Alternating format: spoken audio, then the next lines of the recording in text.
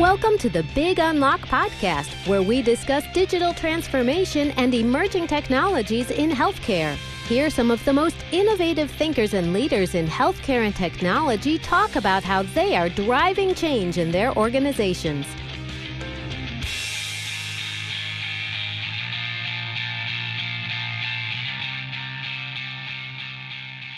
Hello, everyone, and welcome back to my podcast. This is Patty, and it is my great privilege and honor to have as my special guest today, Aaron Martin, Executive Vice President and Chief Digital Officer of Providence Health. Aaron, welcome to the show. Thank you so much, Patty. It's great to be here. You're welcome. So let's start with this. You have a fairly unique position within Providence Health, and actually, indeed, within the healthcare sector. So maybe you want to tell us a little bit about the scope of your responsibilities as Chief Digital Officer and how that's different from the current industry organization models. Sure. It's fairly standard outside of healthcare. How I know that I'm a member of an organization that convenes 50 chief digital officers from across different industries twice a year, and it's fairly standardized in industries like retail, banking, financial services, hospitality, places like that. Healthcare is, of course, a little bit behind. And my role, again, is pretty typical outside of healthcare, but not so much inside of healthcare, although that is changing. What rolls up to me is any consumer patient-facing digital stack or digital interfaces report into me. So that's the digital part of what I do. We also have an incubator that creates new businesses, and I'll talk about that later in our discussion as part of the digital part of what I do. So have responsibility over marketing. So that includes brand, SEO, SEM, the websites, our apps, et cetera. And then the third part of what I do is I oversee Providence Ventures, which is a $300 million venture fund, basically that has 16 portfolio companies in it and is cooking on gas right now. So that's kind of the scope of my responsibilities, and happy to kind of talk more about that. Absolutely, and we will talk about all of those aspects. So let's start with digital and the definition of digital. In our work and with all the health systems that I talk to, the definition of digital varies from health system to health system. How do you define digital, and how's digital, let's say, different from traditional IT? Yeah. Well, I mean, one way to think about it is how we're organized. So again, my responsibility is anything that's consumer-facing digital tech stack. So, again, our websites, our apps, anything the consumer sees, the patient sees. And then my counterpart, BJ Moore, who comes from Microsoft, he's the CIO, and he owns anything that's caregiver-facing. So we call our employees caregivers. Anything that he owns basically our data lake, and he also owns our enterprise systems relationship. So, Epic and Microsoft and those types of things. And so if you think about it, it also kind of goes to what the mission of each part of those two different organizations are. Our mission is to move our relationships with consumers from an offline relationship to an online relationship. So, and that's incredibly important to us, in particular in healthcare, because healthcare is a cross-subsidized business on the provider side. And so we make all of our money on the commercial side of the business.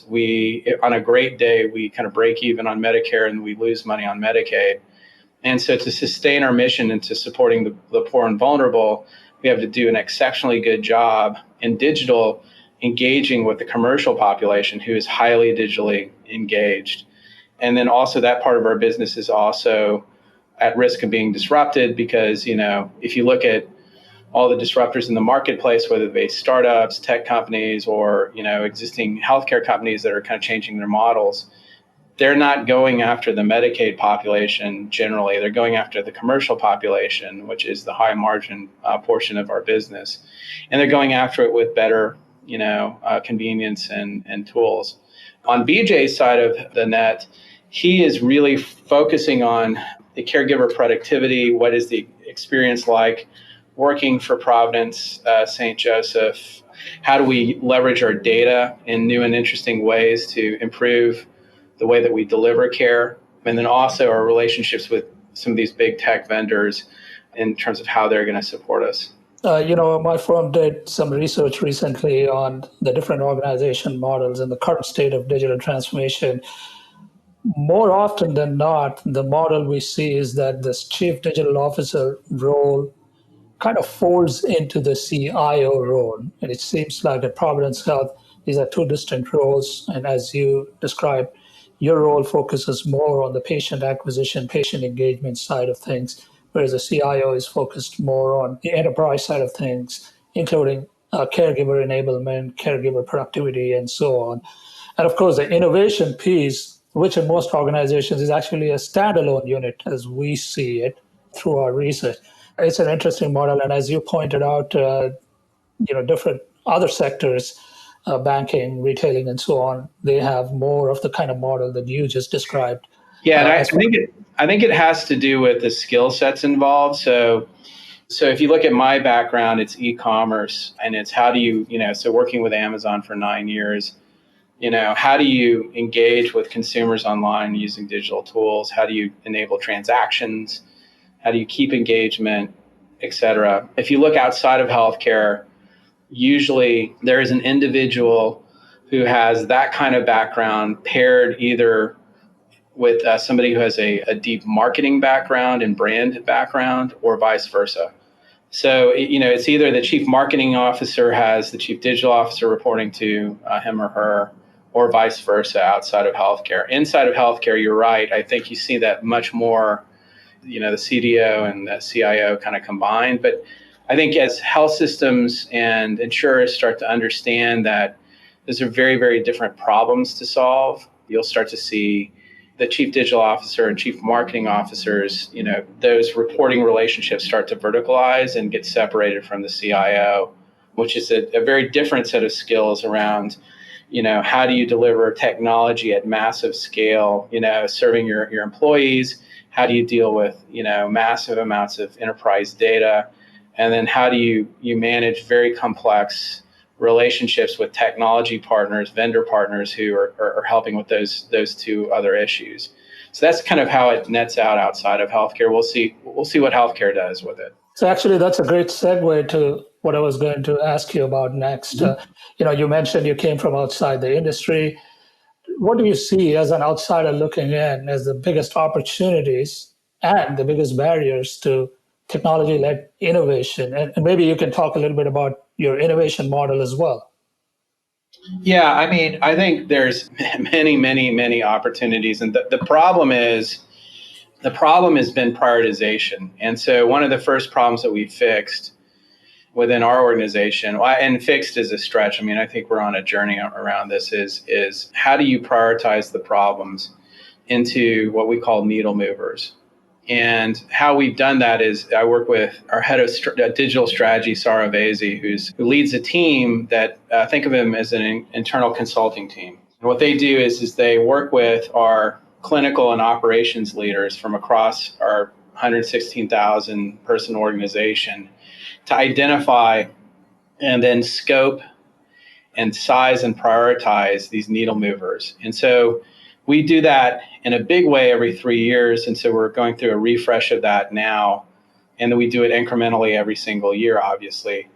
And to give you an idea, we've identified literally 100 problems that hit our radar from these discussions. And we're boiling it down to kind of the top 35. And we're actually putting a value against them. So, if we solve this problem, what is it worth to us? And that could be in terms of economic value, it could be in terms of clinical value, it could be in terms of mission. But we're putting some sort of, value metric on it. And then what we do is we start to engage the organization around how are we going to solve that problem? Does it have a digital, if not solution, a digital approach to it that might be helpful? And then we go through our innovation models, kind of starting from there. And I'm happy to kind of walk you through that if that would be helpful. Oh, absolutely. I think for the benefit of our listeners, we would definitely love to hear about your innovation model. And you used an interesting term, needle movers. Maybe you can talk about a couple of the big needle moving problems that you're trying to address, and maybe talk to us in terms of how you apply your innovation model to those Yeah. problems. So a good example of one that we're furthest along with is we call it convenience, access, and personalization. So the problem we're trying to solve is healthcare is generally none of those things. It's not convenient. There's low levels of access, and it's definitely not personalized. And so what we're trying to do is change those two, from kind of, bugs to features. And so the way that we kind of went through that and the economic value around that is again, especially in the commercial market, the thesis is that the entity that gets there first and kind of delivering those three areas will win and engage, not only win the most new customers, especially in the commercial market, but will win the most new patients and keep them because of this engagement model. And so what we did, again, to kind of, we took the 100 problems or so, narrowed them down. Convenience, access, and personalization was a big part of the problem. We then further broke that down and obviously went through a sizing and prioritization of what is this worth to us. And then we went through a very kind of deliberate set of steps. And so step one is, we call it the Tech Cascade, and involves kind of three steps. The first one is, do we already own a solution to that problem? So if Epic or Microsoft or one of our enterprise solutions that BJ oversees, our CIO, can solve the problem, great, let's use that because we're already paying for the technology. Why, go and get something different just for the sake of difference? And so that's step one. If not, then we go to step two, and then that's where Providence Ventures, our venture fund, comes from. Comes in. And so what they do is they go out and they scan the market for what we call best of breed solutions. Mm-hmm. And so they'll go out and look for just incredible, companies that just really, really solve that problem. So the example I always like to use, because we're investors and I'm on their board, is a company called Kairos. What they do is they have really solved for the problem of physician search, match, and book, mm-hmm. where they've created a platform that maintains and integrates at source of truth down to the credentialing levels and the source systems all the way up to call centers and on the website, so that you have an accurate provider directory and you can book with those providers online. And so really solved that problem. So that's an example of a company that we went out there and found, and we actually worked with them for 18 months before, and then we decided to invest after that, right? So again, going back to the Tech Cascade, do you have it already? Can you find it? So in the case of finding it, we found Kairos for the physician search, match, and book part of the convenience, personalization, and access problem. And then what we did is we, if we don't have it, can't find it, then we will actually build it. And so what's unique about our health system, as I mentioned, is we've got about 85 software engineers and product folks from places like Amazon and Microsoft based here in Seattle. I'm sitting on the same floor as my team here in Seattle. And what they do is they create new companies where we find white space, or where existing solutions we believe aren't going to solve the problem. And so they basically, go through a very deliberate process there where they'll first set up, and create the technology, determine if it works or not. And then the second thing we'll do is once we've run it for a while and determined it works and we can scale it, then we'll actually sell that technology to another health system. And then once we've sold that technology to another health system, we'll recruit a management team. And then we will, even though Providence Ventures will lead deals outside of companies that we incubate, we typically try to avoid leading deals with companies that we do incubate. And then so what happens is, these incubated companies are going through a series of very, very, arm's length, validations. The first one is, does it work? The second is it valuable enough for not only us to use it, but for another health system to actually write a check for it, which is a huge validation step. Third validation step, is it valuable enough as a business so that a very experienced senior management team will come in and run it as a business and will be excited about running it as a business. And then if it's, beyond that, if it's those two, hurdles are cleared, will an uninterested or a, third-party venture firm come in and actually revalidate it as a potential business and tell us what the equity of this company is worth, so that we've again got an unbiased third party kind of weighing in on it. And so the example, I know you spoke to the CEO of Xealth, Mike McSherry, is we built the technology, hired them as a senior management team. UPMC was the second customer, and then DFJ came in and financed it. So that's the kind of model we've got there. So just to kind of summarize, like, if we have it, great, we'll stop there and we'll let Epic solve the problem, or Microsoft, or whoever. If not, then we'll let Providence Ventures go out and look for a solution. And if they can't find a best of breed solution, then as a last resort, we'll build it. But we'll build it with the idea that we're going to spin it out. And the reason is because we're not Microsoft, we're not Amazon, we're not Google. We don't have unlimited development resources, and we can't prosecute a roadmap indefinitely. And so what we have to do is leverage the venture community and other customers of this technology to extend that roadmap and get more people working on it. And so as a data point, when Mike and team first started off with Xealth, I think they had 4 or 5 people working on the team. Now they've got over 40. Xealth is a fascinating story, and Mike was on my podcast a few episodes ago, and one of the things he said, which stuck with me, was that for digital health solutions to be successful, he said they have to be, quote unquote, doctor prescribed.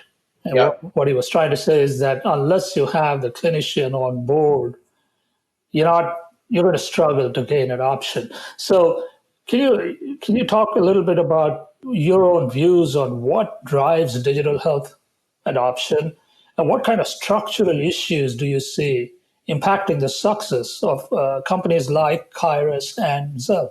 Yeah, I think Kairos and Xealth are really good examples of 2 different ways that digital adoption occurs.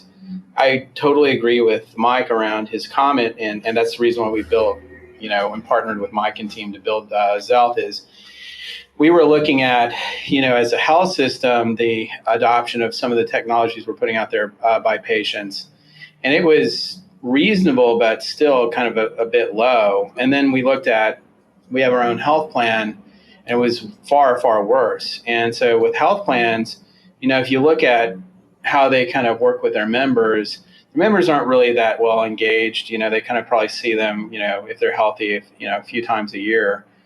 The thing I always tell people is when I was at Amazon, I probably visited our benefits website once in 9 years, right? So I couldn't even, for sure, unless I pulled my card out, tell you who I was covered by. And it's because, out of sight, out of mind. And so the struggle that health plans have is getting engagement with their members so that, their members, they can improve their members' health. And then the same thing happens with health systems who are also trying to improve the health of their patients. And so the problem that Xealth solves for is, when Mike and I and the rest of the team were kind of thinking through the problem, it sounds obvious when you say it out loud, but, it took us a while to get there, which is if you abstract everything, what is the most effective way that technology is adopted in healthcare? And it's by the physician's pen. So if you think of, biopharmaceuticals as nothing more than just technology to help people, or medical devices, that's all prescribed. And so then we thought about it, well, then the problem seems to be that channel is very narrow and very specific to biopharmaceuticals. Why couldn't it be, expanded to digital therapeutics, apps, content, Lyft rides, social determinants, and anything that's can be prescribed through a URL, right? And so that was a huge breakthrough. And it's the reason why we're so excited about Xealth, and the reason why they're getting so much traction with health systems. And then now I was just on the call this morning with a very, very, very, very large payer who is very familiar with Xealth, and they recognize immediately the challenge that they've got and how Xealth can be helpful, right? So it's kind of sure scripts for everything else, right? Then on the flip side, Kairos is a different situation in that, patients are coming to us today trying to book appointments. What Kairos does is not really increase the volume of that adoption. I mean, it happens today. We have, millions of patients a year who come in to see us.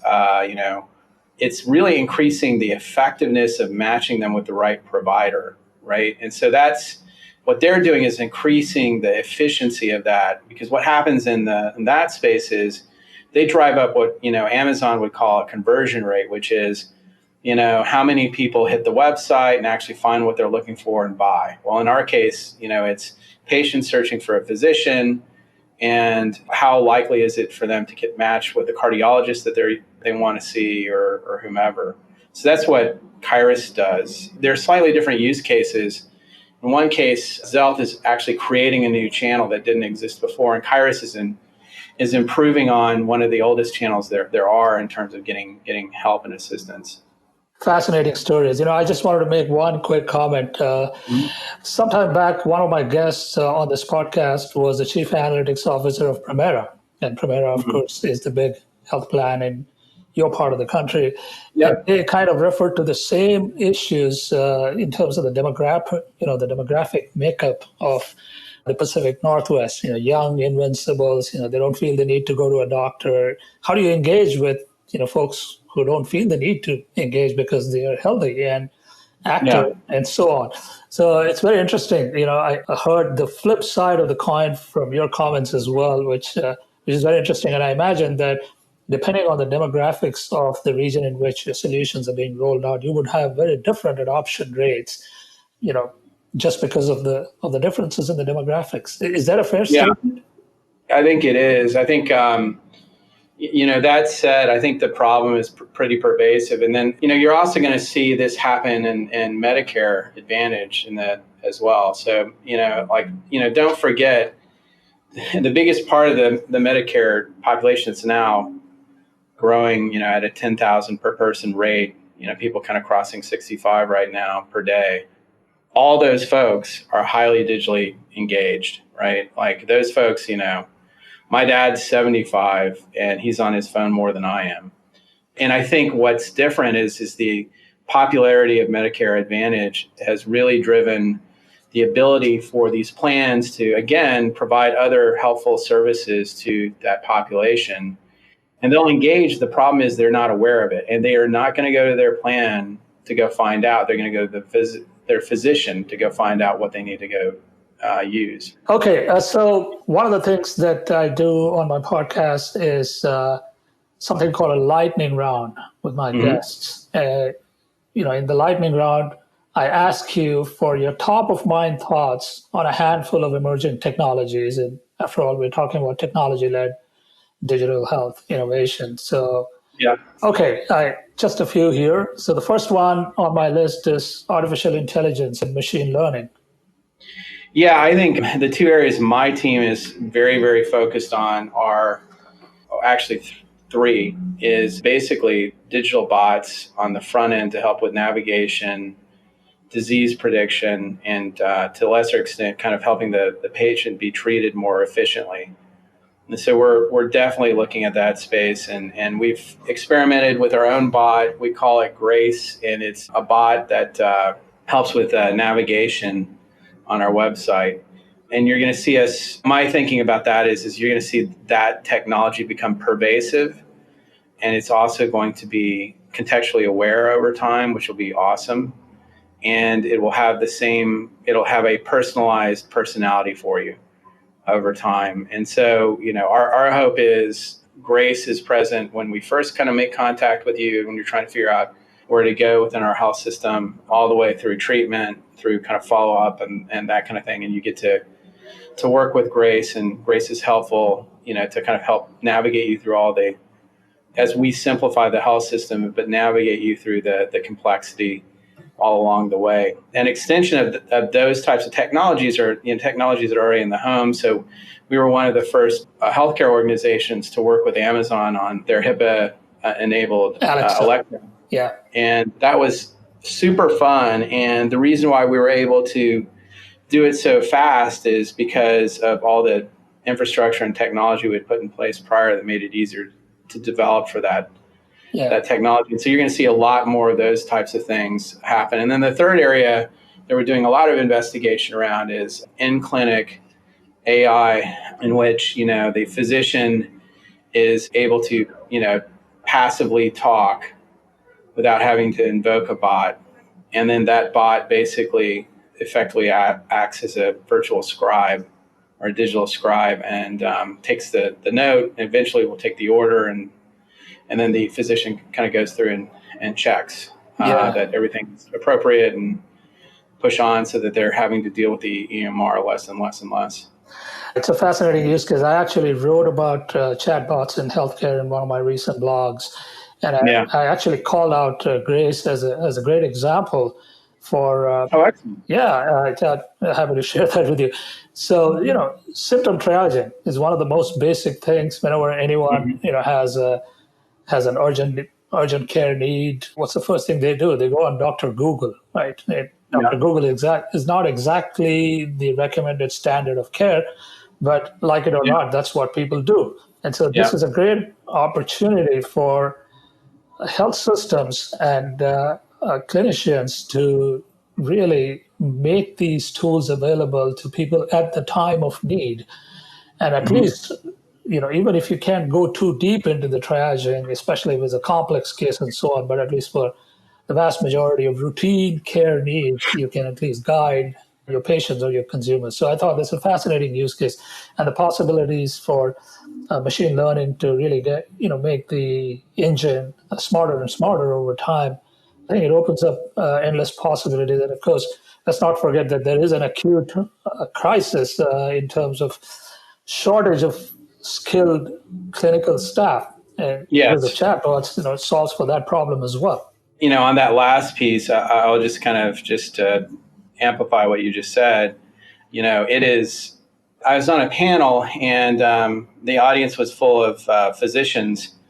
And so I think one of the questions that I was asked was, do you think that AI will be involved in not only triage and disease prediction, but also in diagnosis and treatment? And my other fellow panelists were being a little bit more deferential than I was, and they were, kind of saying, "Well, not sure if that's going to go all the way and whatever." And my response was, "God, I hope so." And people were kind of shocked at that statement. I said, "Look, if you just do the math on the number of patients that are going to need care and the number of physicians, nurses, MAs, et cetera, that will be able to provide care, it doesn't pencil out."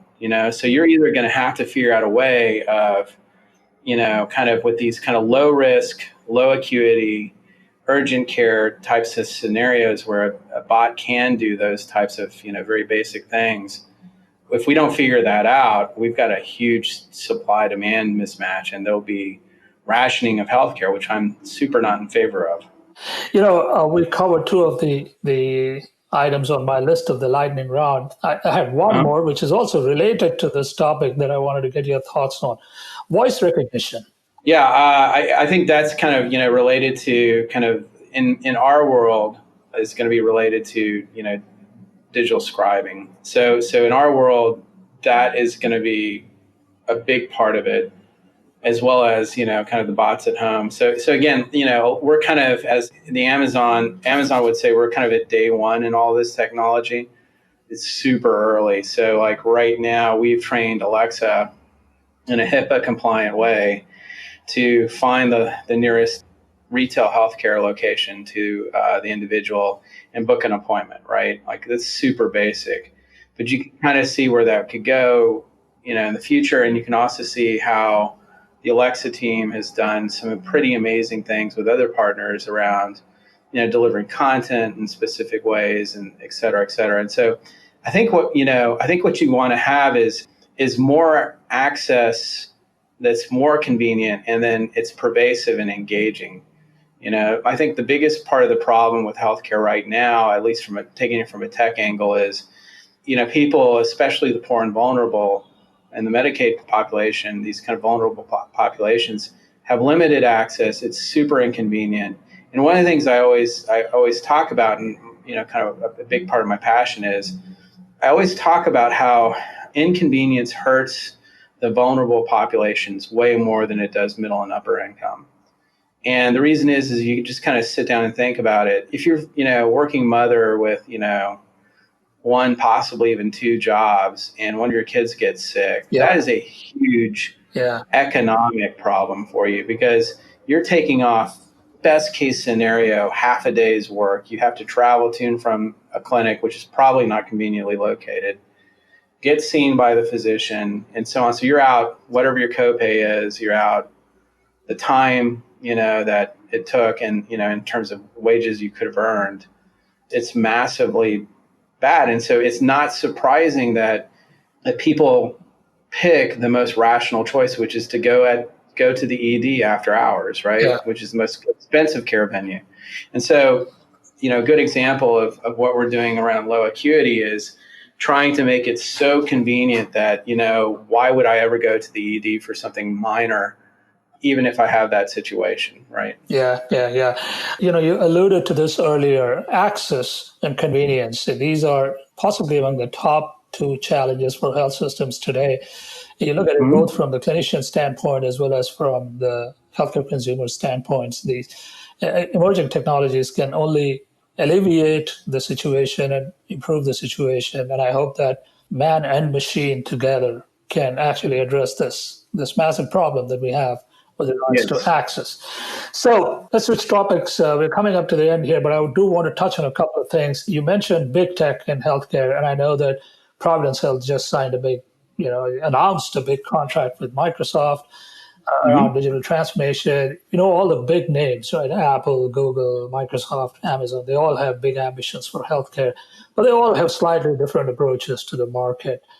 And of course, none of them is building the last mile solutions, the innovative solutions that your portfolio companies are investing and building, like Xealth, Iris. And we need dozens and dozens of those. And that's a whole separate issue in terms of their mortality rates or whatever, and we'll talk about that separately. But what is your general sense of how big tech is coming along in healthcare, and where do you see them in the sort of a steady state scenario of digital transformation in healthcare? Yeah, I mean, if not talking about any of them in particular, but just kind of lumping them all together, what I'll say is, the fundamental, they will all, to a greater or lesser extent, dabble in care provision, would be my guess. Just basically for the purposes, I think, of learning healthcare, not necessarily being in the business of healthcare delivery. And the reason is I jokingly tell people, I don't know how that meeting with Jeff Bezos would go, where you're like, hey, I got this great idea. Why don't we go into a kind of, a 1% NOI business that has all these kind of legal and regulatory issues, huge amount of risk, and it's hard to scale. I just can't imagine what that conversation would be like, or with, Tim Cook or whoever.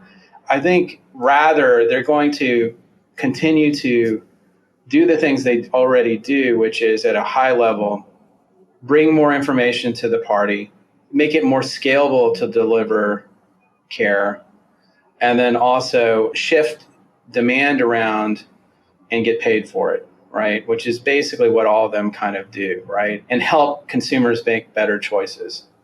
And that's the reason why a consumer would want to pay them to do that, right? Effectively. So I think you're, if you look at all their different business models, that's what they do. And I think they will be partners, every single one of them, in various different ways with health systems, and less competitors over time on a steady state basis. So I had an interesting conversation with the leader of one of those organizations, and they laid out a really, great, vision of how, they would go after, say, chronic disease management or something like that. And I said, that's great. It sounds like, though, what we've got to be ready as an industry is we need to be transaction ready.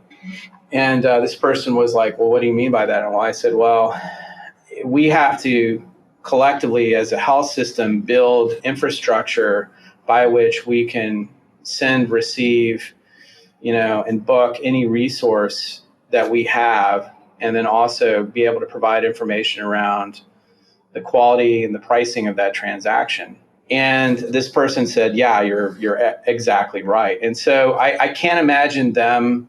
And so I think one of the discussions we've been having as an organization with other health systems is, let's get that part ready, because even if, that future is not true, where Google with its very high browser market share, and it's very high share of the search business, or Amazon of its very high search share of e-commerce, or Apple of phones, or Microsoft and enterprise software. Even if none of that comes to fruition, which I can't imagine it wouldn't, but let's say it doesn't, at least you got a better experience for your consumer, right? But then what will happen is there will be these different new models that they'll need to collaborate with existing health systems in various different ways. And they will, one of the important variables that they will pick is who's ready. And the reason why I know that is back when I was at Amazon and my team was responsible for getting selection onto the Kindle in North America, a big variable was which publisher had their books ready to be put on Kindle. Yeah. So we've been really because we're not competitive with most of our counterparts across the health system, in other regions. Just to give you a statistic, we've met with, now over 100 health systems over the past 24 months have come to Seattle and met with us. And it's a really interesting discussion about how to get ready as an industry for these changes that are coming. It boils down to, at least on the front end side of things, you've got to get really, really good at, one of the key themes that are emerging, at least for me, have been, you have to do an exceptional job at your core business, which is, delivering high quality care at a reasonable cost, i.e. value. You have to learn to manage risk, like population health / insurance risk. That's the second thing you have to do. The third thing you have to do is you have to have an awesome brand. And then the fourth thing you have to do is you have to be digitally ready to partner, because there's going to be a whole bunch of different partnership opportunities. And what I don't want to have happen is have 4, 5, 6, 7 different platforms that we have to integrate to. I would much prefer health systems to create a set of standards by which these different partners in the future can kind of integrate, so that the complexity on our side doesn't grow. In many ways, it seems to me, Aaron, that we are right now at a stage where the battle is for the attention of the consumer in a primary care setting. Where does the consumer go first when there is a new acuity need? And so I feel like there's a lot of activity around trying to gain control over that primary care experience. So it's not just the big tech firms. And you look at all the non-traditional players, CVS, Walgreens, they are also getting into the space, Walmart potentially. So I'm more concerned about a CVS Aetna than I am about an Amazon. And the reason is because they're actually in the business of providing care. Amazon is not, and so it would be much more plausible for them to do a great job of competing with us, on the full spectrum, to your point. Well, the flip side to the big tech question is obviously digital health startups, and that's a world you live in, at least a part of your, daily life goes into working with them. So, 10 billion in VC money every year, give or take, literally hundreds of digital health startups, many of them, don't make it. So what's your State of the Union comment on the whole digital health startup environment? I think it's very healthy, assuming, I'll give you kind of like the things I tell health tech CEOs based on my experience so far in health tech, which is, if you kind of follow these rules, and this mainly has to do with health tech solutions that are selling into on the provider side. So take that. That's the context for these comments. First thing I say is you got to have what I call a small story and a big story. So the small story is, how are you going to deliver value in the next 6 to 18 months to whoever you're selling to? If you don't have that nailed down to where there's actual like a financial payback, doesn't matter. You're not going to get anywhere at scale. That's one comment. The second comment is, and then the big story has got to be like, all right, this is much more for the VCs and, kind of the chief digital officers of, where is this going if you solve that first problem, that small story problem? Where is the big story? Convince me that this doesn't just become an interesting kind of point solution, but it becomes a bigger solution over time that you've earned the right to kind of, build based on your success with a small story. So that's the first thing, I would say to execs. And then the second, or, CEOs, startup CEOs. The second thing is make sure the problem you're working on is like on the top 10 or 15 agenda of a health system. It's what we call needle movers. The problem you can run into in healthcare is it's the land of opportunity. And, there's a ton of smaller problems that, your solution will have an NPV positive effect on, but it won't get traction within a health system or insurer or whoever because it's not top of mind at the CEO level, right? And so it's got to be one of these needle movers, in my opinion, because otherwise, it's just not going to get the attention and the adoption around that. The third area is don't overbuild your company. A lot of these technologists come from outside of healthcare where they're super freaked out about, because they've been trained in this, outside of healthcare of like, wow, this is a perishable opportunity. If we don't get, our share super quick, it's going to go away, et cetera, et cetera. And then I see a lot of overbuilding companies from a product standpoint as well as a Salesforce standpoint. Most health systems will not be able to consume the amount of feature development that you're able to deliver with a big product team. And then on the flip side, the sales cycles are very, very long. So they're 12 to 18 months. And so if you don't need a 50-person sales force to cover the top 200 sales health systems, you need probably 4 or 5, right, to do it effectively because there's just not that much activity between calls. You see what I'm saying? Yeah. This is fascinating because if you kind of wind the clock back a little bit, many of these digital health startups started as B2C businesses. They wanted to bypass the clinician-patient relationship. They figured out that's not going to work. So they've now pivoted to B2B, but B2B moves more slowly. And healthcare is not a winner-take-all market. This is what, John Scully, the former CEO of Apple, he was on my podcast recently. This is not a winner-take-all market. And most startups, they think they're the next Uber or Facebook or whoever, they're weaned on this whole thinking process of, hey, it's a winner take all market. If you're not the winner, you're not going to take any part of the market.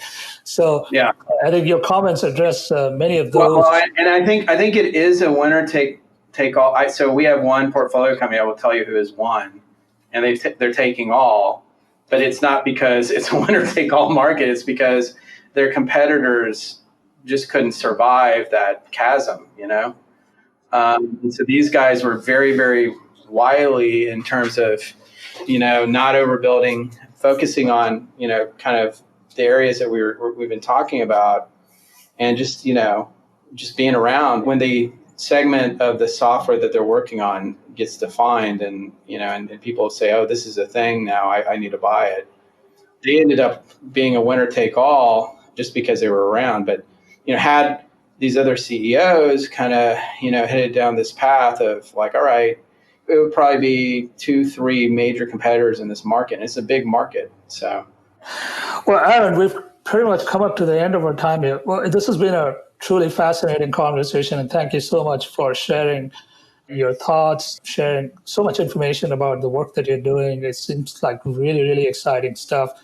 I wish you and everyone in your team all the very best, and I look forward to staying in touch. Thank you so much for the opportunity. I really appreciate it. We hope you enjoyed this podcast.